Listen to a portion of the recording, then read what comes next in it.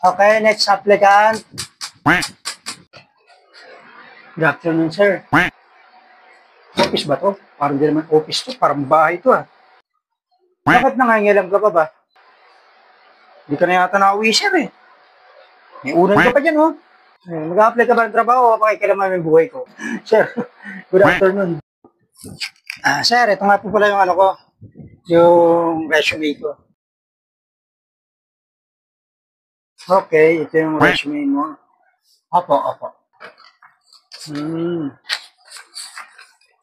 Dami resume nito, ah.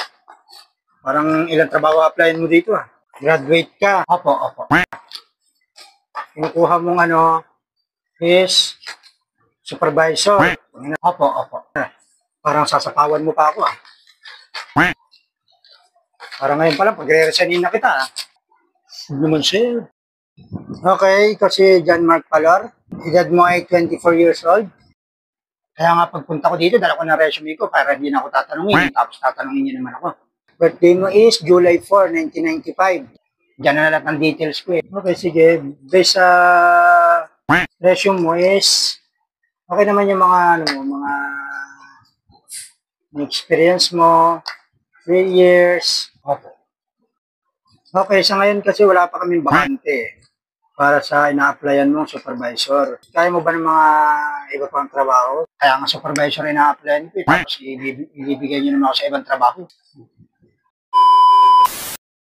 Okay.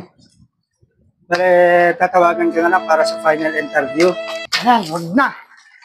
Huwag na lang. Interview pa, kailangan pa ng final interview. Tapos tatawanan pa, tatawagan. Ano yan? Lokohan? Hindi, sir, kasi may final interview pa, eh. Ako to, eh.